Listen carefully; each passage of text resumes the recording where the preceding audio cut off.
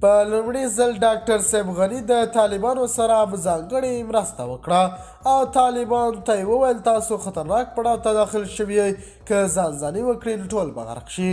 ډاکټر صاحب غني وایي که افغان ولس او طالبان ځانځاني وکړي نو الله مکړه ټول به غرق شي.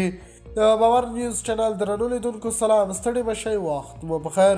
هیله لرم چې جوړ او روغ به یې په سر کې یادونه کوم. که باور نیوز چینل مو نه سبسکرایب کړی د نورو تازه خبرونو لپاره باور نیوز چینل سبسکرایب کړئ. ډاکټر صاحب غني وایي افغانان د تاریخ یو خطرناک پړاو ته داخل شوي، که ځانځاني وکړو ټول به غرق شي. د افغانستان پخواني ولسمشر محمد اشرف غني ویلي افغانان د یو ملت په توګه د تاریخ له یو خورا خطرناک پړاوه تیریږي او په سره اوسنیو شرایطو کې ملي اجماع او د یو بل منلو ته سخته اړتیا لري. نوموړي په یو غږیز پیغام کې ویلي له ملي اجماع پرته له اوسنۍ وضعیته د وتلو بله لار نشته.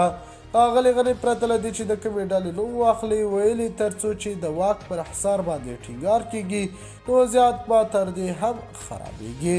هغه ټینګار کړی چې هېڅوک افغانان په زور نشي قانع کولی او دې ته اړتیا ده چې ټول یو بل سره وغږیږي او داسې لار پیدا کړي چې د یو آزاد او سوکاله افغانستان هدف ته پرې ورسیږي. ښاغلي غني خپله غږیز وینا کې چې د پر فیسبوک پاڼه خپره شوې ویلي قدرت د خدمت وسیله ده، څوک چې نورو ته څرګندې خپل ورلیږي. افغانان په یووالي لاره ډول ستونزو وتلي دي، خو کله چې غرور کړی ده او یو بل مو نه دي منلي نظامونه نسکور شوي دي.